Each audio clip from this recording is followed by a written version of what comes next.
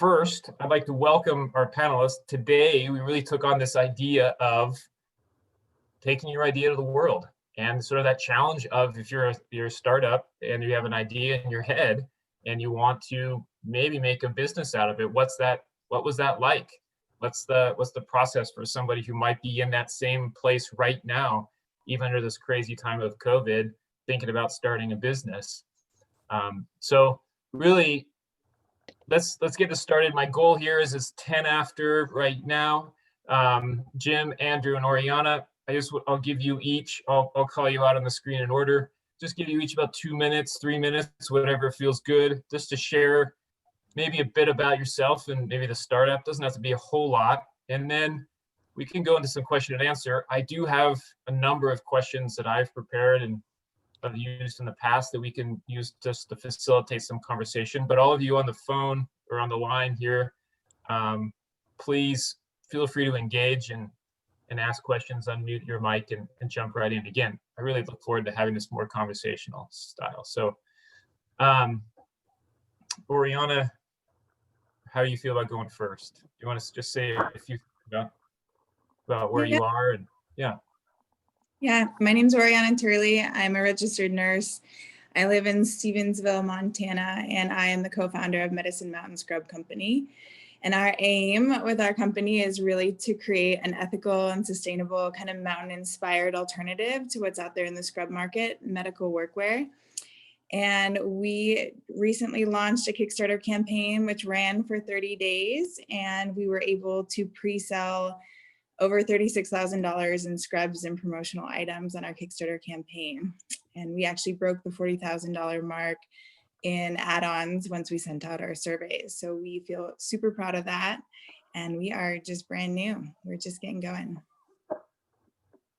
And Golden, I know you're a part of Oriana in that, so feel free. Would you like to say something as well? No? Sorry. No, she's the main voice. So I'm just here because I'm curious. Okay.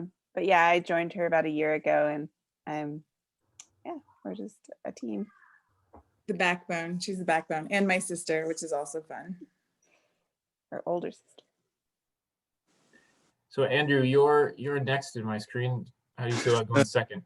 Yes, my name is AMRII Guzman and I live in Browning, Montana. Me and my wife, we started our business in 2001 and we've been going ever since. We've been expanding.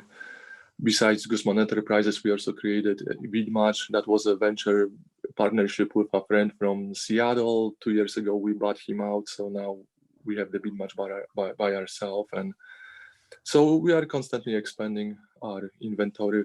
We provide services. Guzman Enterprises mainly provides services. It's a professional building management service. And BeadMatch, well, also Guzman Enterprises is partially, part of our business is manufacturing. We tan hides and market them all over the world, mainly in in the Indian country, not only here in the United States, but also a large group of our customers is in Canada and some of our customers in Europe. Then the other part of the Guzman Enterprises for manufacturing is also honey production, and the BeadMatch, on the other hand, is focusing on marketing vintage Italian seed beads and other craft material that were used back in the day, that are mainly we cater mainly to people that do reproduction work, restoration work, and so. Yeah, thank you. Jim, you want to share a bit about yourself and the business? Sure. So the company that I'm probably known for, or people may recognize, is a company called Move Bumpers, which is it's actually not a traditional company that builds like pickup bumpers. You've seen pickup bumpers with a grill guard, big heavy steel bumpers. This bumper actually is a kit. You can build at home with a welder and a grinder. So had a little history, well, actually quite a long history in the welding, steel fabrication industry before that, till 2008. Seemed like it killed everybody off, and then I had to get inventive. So we're here in Lewistown, Montana, and we ship all over the country. Well, actually internationally. So it's nice to be here. Yeah, really interesting. So when did you start Move Bumpers? About 5 years ago. I don't know, the years seem to run into each other, but it feels like it's been about 5 years now. Yeah, okay. And the reason I bring it up is just I think we have somewhat by choice here. We sort of chose some companies. You all have different, you've been in business for different lengths of time. So Golden and Oriana just launching, but you've been working on this idea for a while. And Andrew, you've been doing it for a number of years, and you've got some different ventures going. So, and Jim, you're sort of in that middle space. So I think that's one of the things we want to really pay attention to here. I'll start right away. If anybody has any questions, feel free.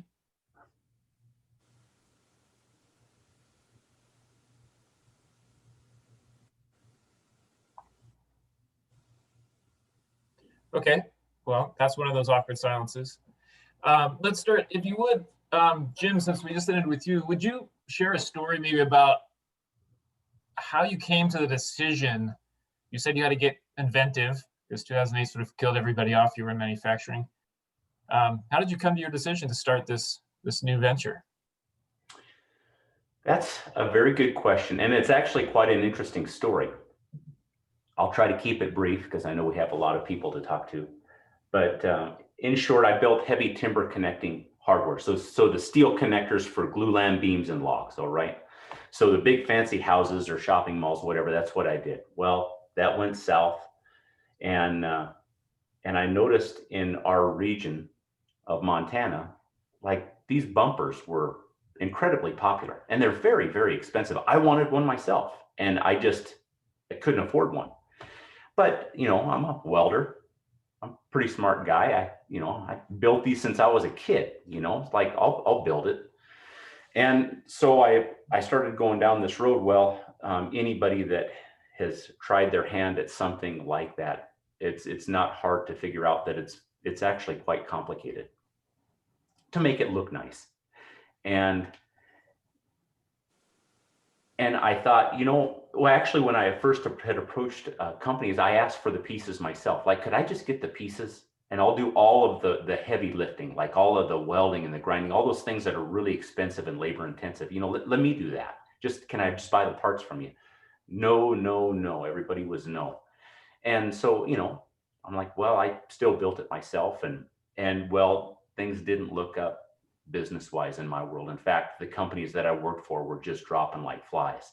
So at one point, I was literally living in a camper. I have a family of 4, you know, 2 young children, living in a camper, roofing, like the physically roofing part, you know, just to try to make ends meet. And I kept thinking about this crazy idea of, you know, what if there's other people that are like me, welders that they just want a bumper, but they can't afford $2,000 or $3,000 for a bumper. So at that time, 3D scanning technology wasn't, in fact, it didn't even hardly exist. No, everybody thought you were on another planet when you talked about using even a laser measuring device to measure between 2 walls. I did a lot of as-built stuff, and I would use those. And this, and actually, I went to great lengths to actually build my own 3D scanner with you know, flashing lights and stuff like that. Obviously, there was some companies out there that were building kind of a makeshift kit, and I eventually got in contact with a laser company that had some old rental equipment. And I was so dirt broke poor, it wasn't even funny. And I scraped together every cent I had. I had to blow, well, by the time it was done, it was like $50,000, but $30,000 to get this device. Because the only way I figured it could work is if I could create a bumper for anything. Because I couldn't afford to have the vehicle in the shop and do it the old way. You know, it'd all been traditionally done with cardboard you know, whatever, and you cut the pieces out and kind of stitch it together, and then you could have something that you could cut steel out of. But anyways, long story short, I produced my first kit, and my wife and I took out a $10 ad on Facebook, and it went crazy. And like, I mean, nuts. And I just sold my company here last year for a healthy sum, and it's still doing well. I mean, they're knocking home runs right and left. So That is a great story. Cool. yeah. Yeah. Oriana, how are you? Want to you share the story about how did you make that decision to take it from your head, maybe, or an idea, into a business? Yeah, so for me, it was centered around kind of owning my time. I'm a shift nurse in Missoula. I work at a hospital on a neuro floor. Well, now I do all kinds of stuff, but and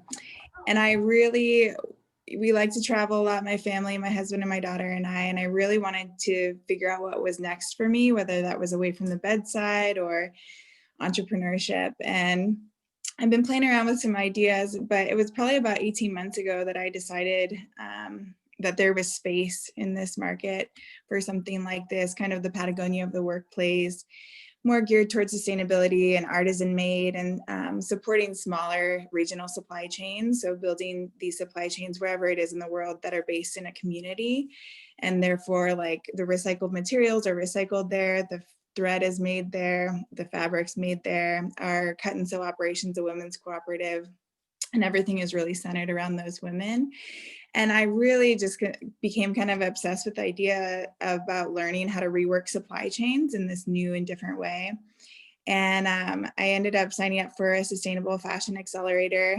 This is before I recruited Golden to kind of come along this ride with me, and started educating myself just in the basics. I've never been a designer, so I needed to learn about what tech packs were, what manufacturers needed in order to create a product in the apparel space. And I really focused on that for 6 months, just education. And I'm kind of I always, I'm a chipper awayer. I always joke that I like these kind of long-term goals on the side to kind of see what doors I can open and what kind of knowledge I can acquire. And this was a huge beast that I had no idea in the beginning of the journey, how huge of a beast this was, because there's so many aspects, from just knowing about fabric and durability of fabric and design, and making sure that, I had this concept of wanting to do it in this ethical way. But then also trying to do it in a way where it'd be a viable business, that I could make these products in this ethical way, but also be able to sell them for a profit and be able to have a viable business plan. So it took a little while for me to kind of wrap my head around the different aspects and separate out the topics and learn. But on a journey and kind of build.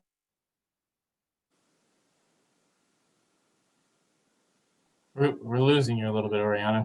Connection's a little. Now you're back. Yeah. Good. Rural entrepreneurship at its best here. But yeah, just kind of the long-term learning journey. And I think in the last couple of months, Golden and I have really realized, this is going to take a long time for us to be able to scale.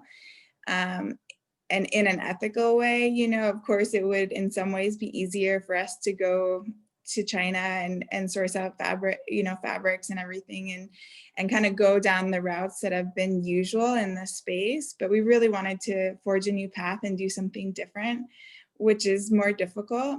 But yeah, just trying to create a company that we're proud of and is built on a foundation of ethics and sustainability, and really utilizing third-party certifications to make sure that we can trace our recycled materials and make sure everyone is paid appropriately, and that we can kind of tell that story as, along with building our business. So that's kind of the core of it. I still work as a bedside nurse. I probably will for quite some time, but really wanting to, create a business that we're proud of.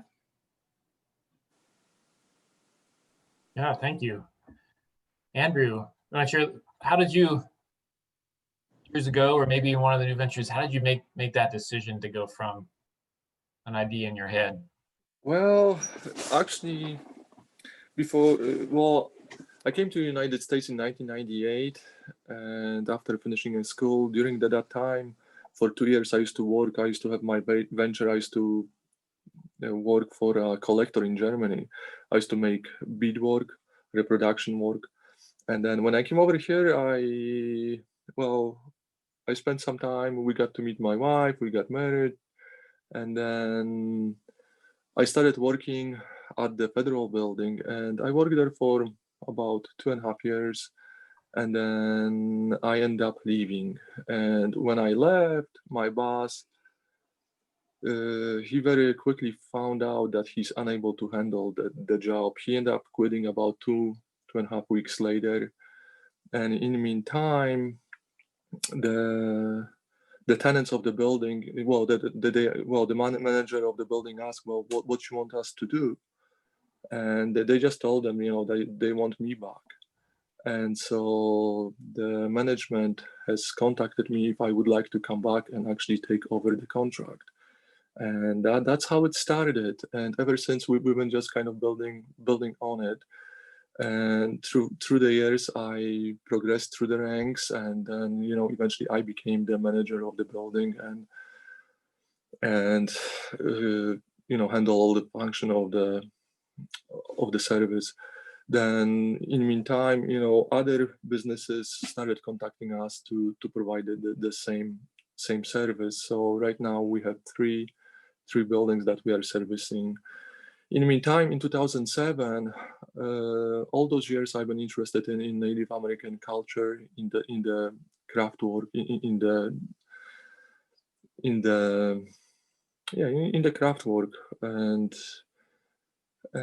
that was my really the field of the expertise.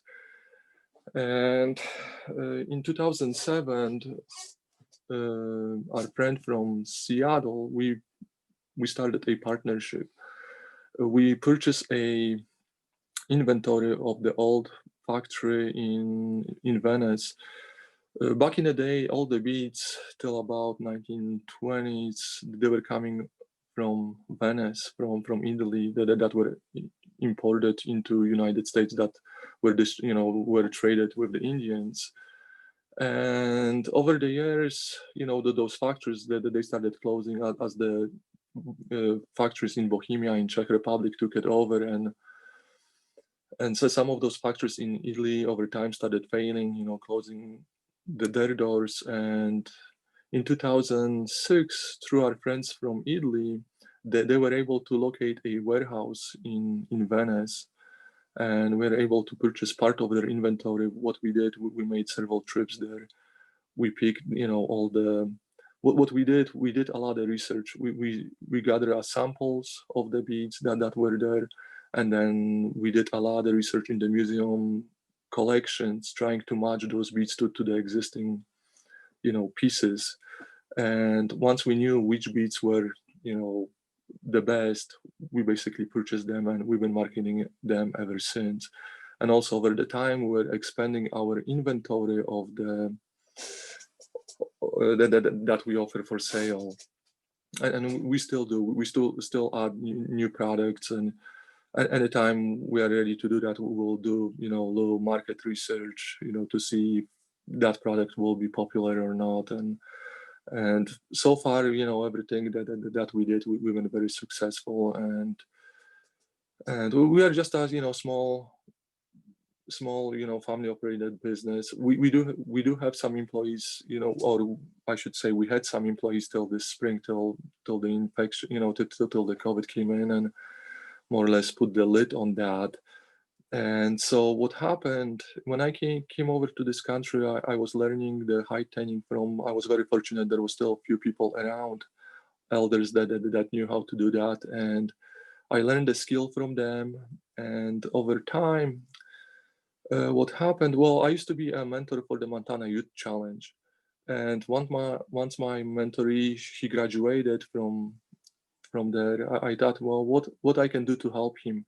And all this time I've been tanning hides myself and just using them for my projects, or marketing them to our friends. And so I ended up hiring him, to help him out. And over time, I hired, a couple other people, and we've been just going ever since. And in the spring, unfortunately, I was forced to shut down due to COVID, and we couldn't have any more employees because of the close contact proximity. And so down the road, eventually, we are hoping to, restart our production. In the meantime, also since 2012, I'm a beekeeper, and ever since I started beekeeping, friends been asking, to purchase a honey from us for the purpose of the, for treating the allergies. And that was the reason why what got me into beekeeping is I used to have allergies. I used to treat them, and once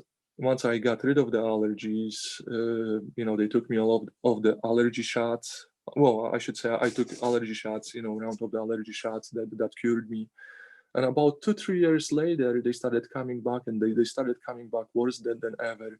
So I heard about, if you eat honey from your area, that will take care of it. And sure enough, that's what got me to do the beekeeping. And ever since, we've been supplying our community, and also we have several places around the state that sells our honey. And ever since, I've been just expanding our operation with that. So during the summer, I'm also, into honey production, and so.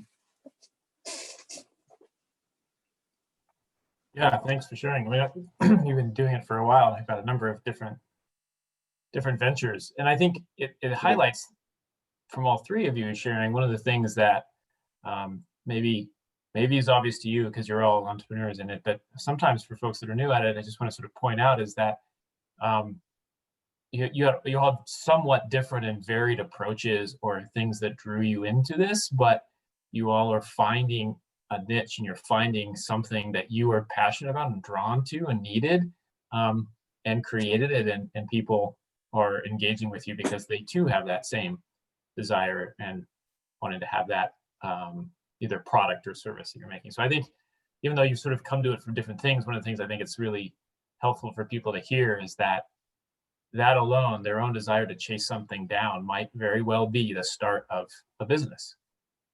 And I think you all just exemplified that you're just following your nose or following your heart or your instinct, is something you really want to do. So yeah, thanks all for sharing that. I see Tim or Cody, Amelia. Any of you want to ask questions or comment?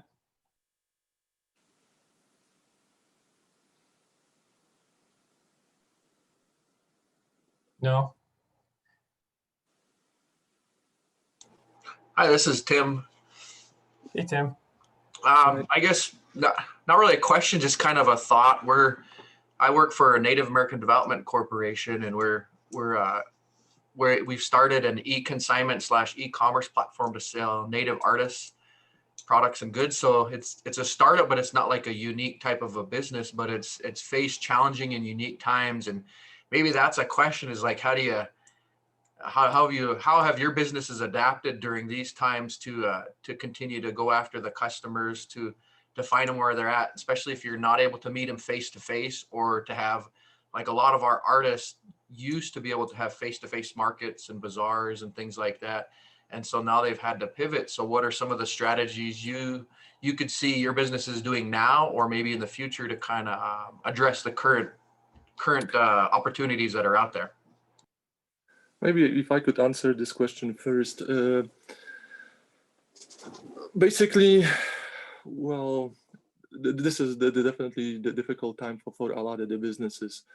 And unfortunately, we've been very fortunate. Our business has been diversified, and I took that advice years ago from a friend. He used to have a business. He was in the manufacturing, and he used to have 64 employees. And he was manufacturing for one company in Germany. And one day, that company basically showed up, took all their equipment that they were producing for their forms, and basically I think that they switched it. They sent it out to China, and basically just devastated his business. It took some time to restructure, but the advice that he gave me, he told me, you have to diversify your income. Don't just rely on one customer, on one source of the income, because one day, when something like that comes, all of a sudden you are left with nothing. And that, also, the place where I work in at the state, they have a lot of motivational posters. And one of them is to, it's the same message, diversify. And that's what we did with our business. We offer services, we offer, we are manufacturing, we also are having e-commerce that we sell the goods online. And so parts of the business been hurt through the pandemic. And, for instance, sale of the honey. We used to market a lot, but probably the most we used to market in West Glacier, in West Yellowstone. And that market just, and a few other places just completely quit buying because they were shut down. And so that part really suffered. But our other part, sales, online sales, that went just through the roof. This year been the best year that we have ever had.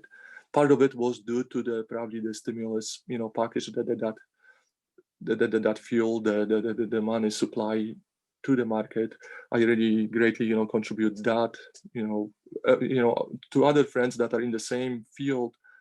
They had exactly the same experience. They had the best year ever. And so to anybody, I would really strongly recommend, especially now that walking in places, most of them are, or a lot of them are shut down. And I would really recommend to get yourself online commerce where you can market your place online. And what we did, basically, I learned the HTML code and I created our first website. And then a friend of mine, he took it and, he rebuilt it. But you don't have to do that. There is a lot of other, tools that you can utilize, to build the websites. There is the WordPress and so on, or you might know somebody that is into building, websites that can create that. And it takes some time for the search engines to recognize, but if you are patient, eventually it will pay off, and you just build up on that. But those days, I think e-commerce is really crucial, due to the restrictions of the foot traffic in the area. There is we are in the same boat. We used to go to the bazaars. We don't do that. And but most of our sales now are through online. It sounds like your sales are quite strong online too. So that's well, you know what, till about 2 months ago, they've been just incredible. Usually up till January, it starts about in September, and up to January, that's your season where you are selling the craft supplies, because that's the time when most of the people are using it. This year it stopped in about January, and it was kind of dead till about March, and then from there about April it took off, and we never had any kind of sales or just about no sales during the summer, which really works for us because during the summer we are busy with other things. So, but this year it's been just constantly, I mean, we haven't seen that kind of traffic ever. And that it tapered down, in the last month and a half or so, but still. Oriana, do you have? You're just getting started, so maybe it's a different position. Any thoughts on that question? Yeah, so we, had some different strategies in the beginning, but with the arrival of pandemic, we really focused on e-commerce as well and building our social media platforms and our email list. Especially living rurally and not having access to face-to-face interaction, we knew that was our only route to kind of create a buzz before launching our pre-sales. And we originally were going to launch in May. We decided to delay until October. And we really focused on using that time to build our email list and Instagram and Facebook specifically through some advertisements, but really just word of mouth and trying to create as much organic reach as we could, and also learn about it because we'd never engaged in social media personally in this way. And really focusing on learning about SEO, and built our website, and Golden really kind of plunged into learning about how to show up on Google and what that all looks like.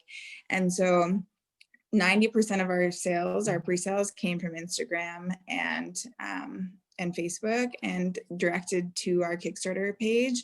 And that was really accredited to kind of our early adopters, people that really either knew us personally or really believed in what we were doing and spread the word for us. We created a Kickstarter video, which we thought was pretty bad to the bone, and kind of conveyed our brand values and the whole vibe that we were putting out there as far as this kind of mountain inspired women in medicine kind of vibe.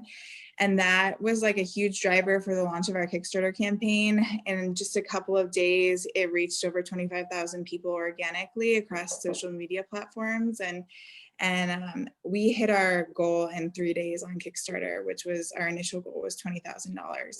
And I really attribute it to the work ahead of time that we did as far as learning about SEO and social media and advertising and how to get people to interact with us on just a couple of platforms specifically and grow our audience and kind of create a buzz about what we were trying to do.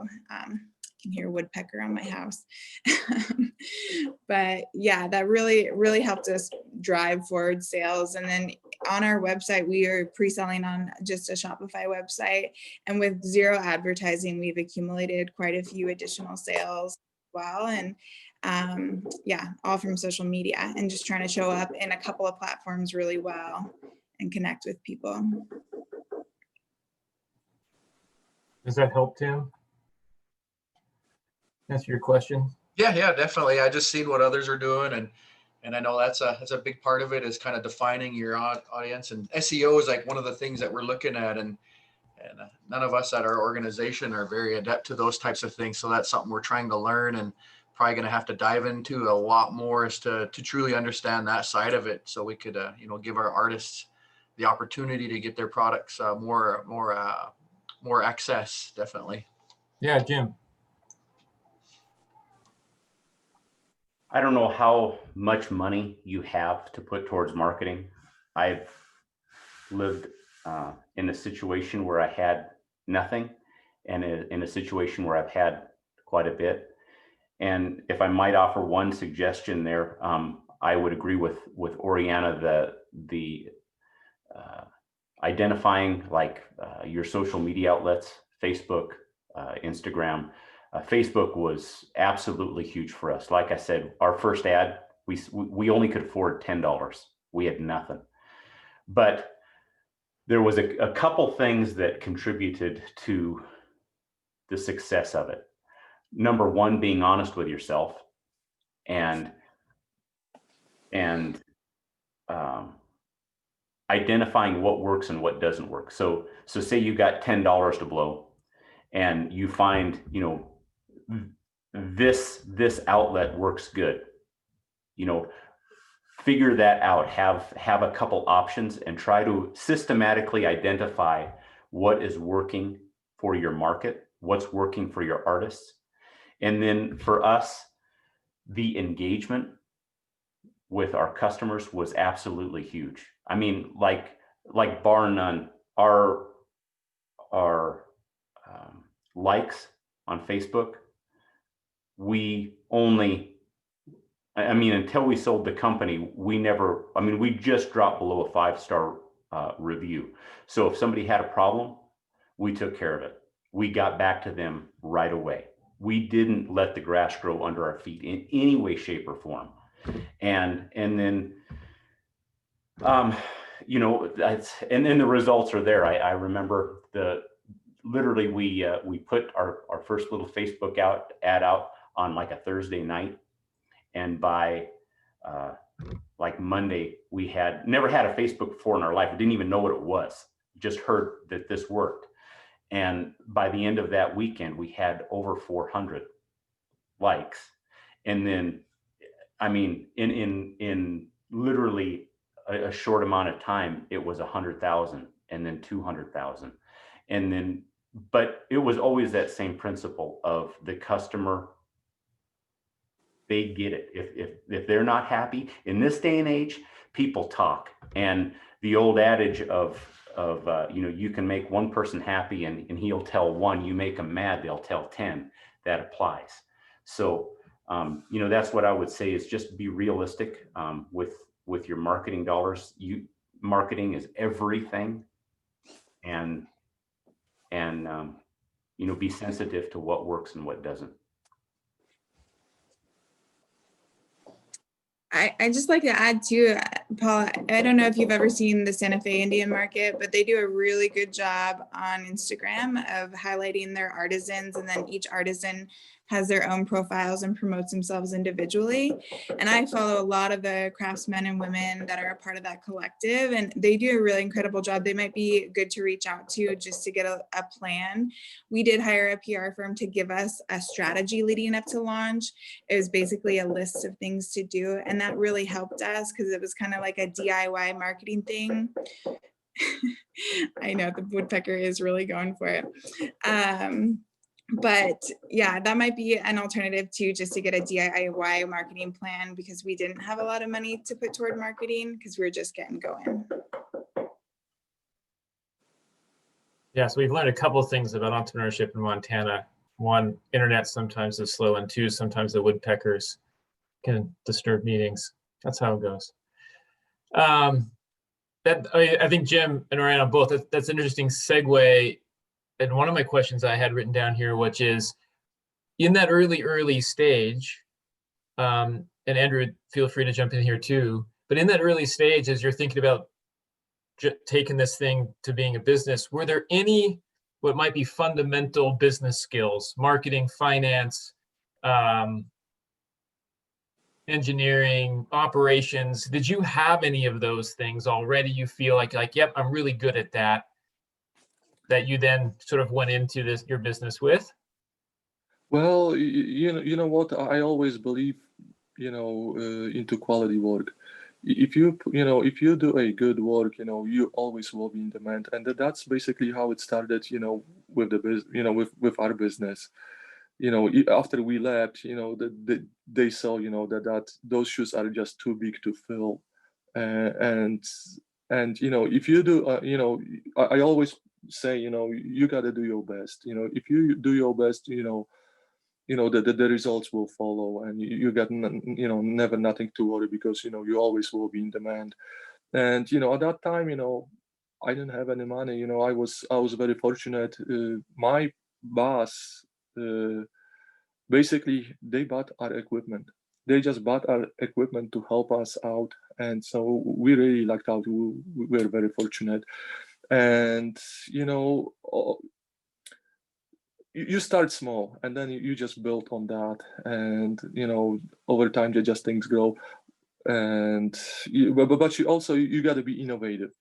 You got to give people what they want, and just like Jim he said, always make the customer happy.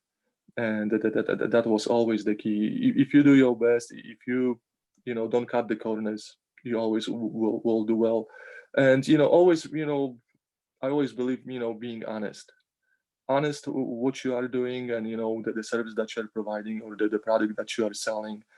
And if you do that, I think you always will have a good reviews. People are going to be satisfied, happy, and if something ever arises that you need to make it up, they're not afraid to go back and make it right. And I think you got so much more to benefit from it than to lose. Yeah. But also being innovative, you always got to look about the world evolves around us. Nothing stays the same. So you got to be the same. If you want to do well in the market, you just got to keep adapting to it. Yeah, I think that's for you all as entrepreneurs, I think that's what always amazes me about that, is that you all are constantly moving and changing and being innovative and paying attention to what the customer needs and wants, and adapting to that. Just looking here, it just got Barry Golden. You were just saying in the chat here, it would have been helpful to have more guidance on email marketing and online trainings. And is that right? Have more guidance on that. Yeah, right. I think for Golden and I specifically, because we were starting with a clean slate as far as our personal knowledge, it was hard to dig through all the information out there to find things that were actually valuable to us in our learning.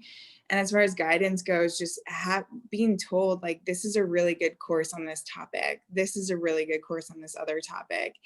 Those are the guidances that really helped us the most, because otherwise you waste like sometimes weeks trying to find the right information for what you're looking for. And you'll sort through a bunch of subpar courses that, you know, don't offer the kind of information that you need. Yeah, and I really wished I had, you know, someone to call to ask very specific questions. A lot of times figuring out what the wording for what you want to know is really difficult with the internet. And once you do, then it's like all these doors open up. But when you're just learning, it's hard to find the wording. And I was telling her, I work at the local library here, and just when the pandemic started, they started offering more online trainings, and by then it was actually kind of basic for me, which was nice to see, but it would have been nice that was there earlier. So that's my 2 cents. Yeah. Yeah, I mean, particularly in marketing and outreach, I think we hear that a lot. But Jim, you're going to say? I kind of forgot what the original question was there, but I was thinking about early on things that I discovered that were critical in leveraging what I did have. And one of the things I figured out relatively early on was people. It can kind of be illustrated by Google. Google came out with this program. It was a 3-dimensional drawing program called Google SketchUp. And a very powerful program. And they gave it to the world. There you go. And what happened was all of a sudden, all these people started using it. And now this whole library, this whole system of people started using it. And then one day, guess what? They start charging for it. And not a tremendous amount in comparison to other softwares. But what I learned from that is if I can get other people to empower what I built, it didn't cost me anything. And so what I would do is I would use videos, for example. We build a stupid bumper. You know, it's not rocket science. But you get a guy in his garage with his son, his little kid, and they're out there building this bumper together, taking a video of it. And we'd have little contests, you know, get $100 off your order if you send us back a 3-minute or 5-minute video. And we got mountains of them. We started a whole library of those became our how-to videos because we didn't have money. People wanted like between, you know, $6,000 to $20,000 for a 5-minute video. And so we did the same thing with photographs. How are we going to get pictures of all of these vehicles with our product on it? Well, we started incentivizing the customers and empowering them. And then it also had a chain reaction because now they started communicating like on Facebook. You know, somebody would have a problem. Maybe they gave you a bad review. Well, now your customers were coming to your defense. It was a unique situation when we didn't pay for any of it. You know, we just basically invited it. And sometimes we got some good ones and sometimes the videos were horrible. We just had to roll with it, you know. But I think, you know, being sensitive to thinking outside the box with how can I empower other people to help the company? How can I get them to talk about it? You know, maybe you gave something away, you know, that's usually what happens. But, you know, that's the way it worked with our business. Yeah. I think. Go ahead.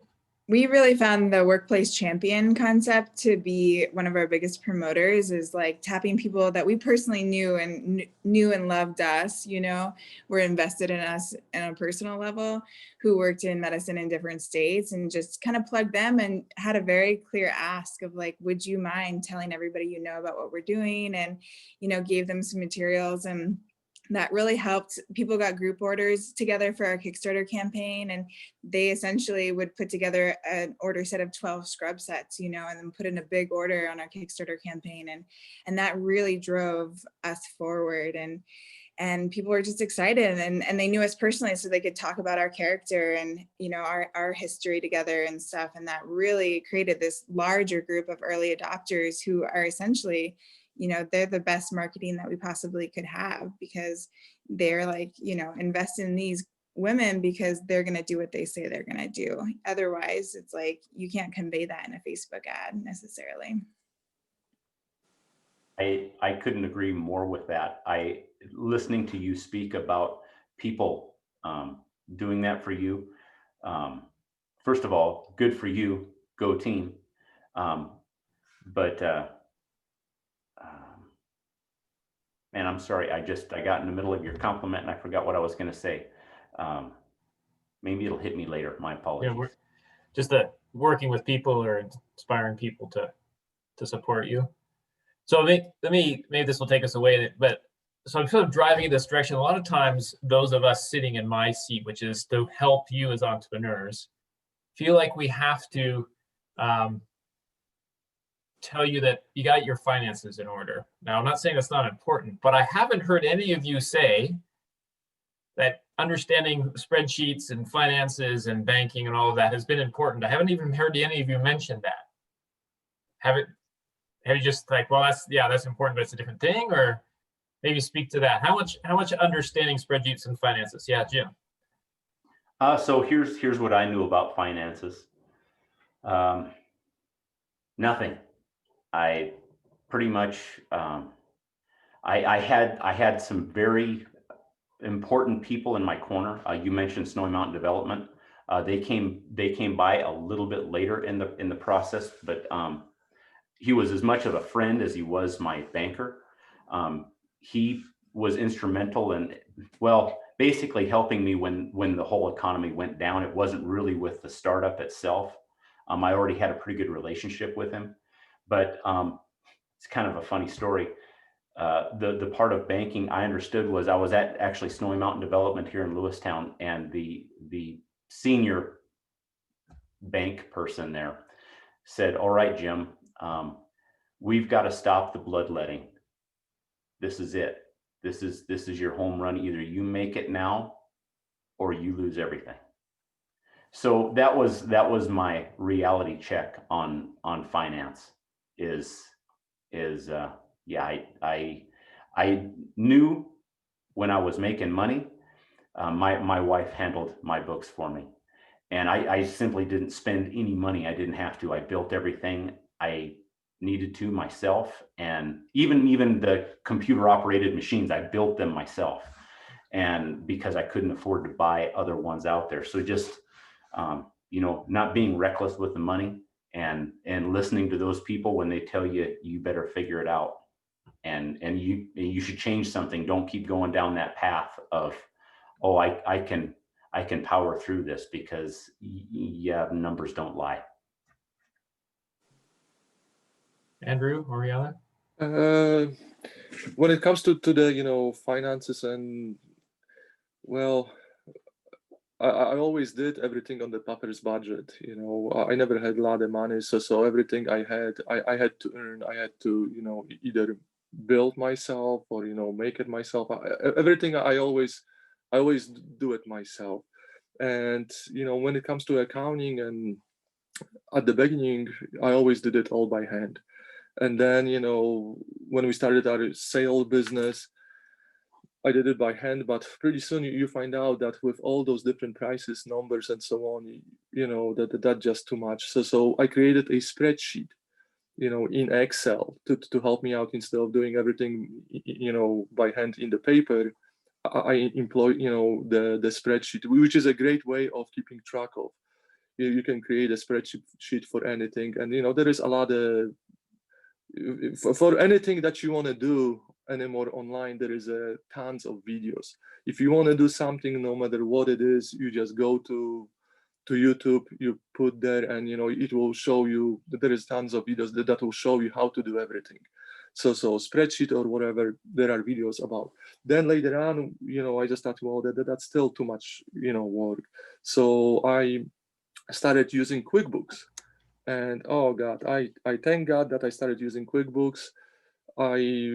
what happens, I would buy QuickBooks is usually in Costco like for $188, and you get to use it like for 3 years before you have to, you don't get any more of the updates and so on. And they actually bug it up, over time.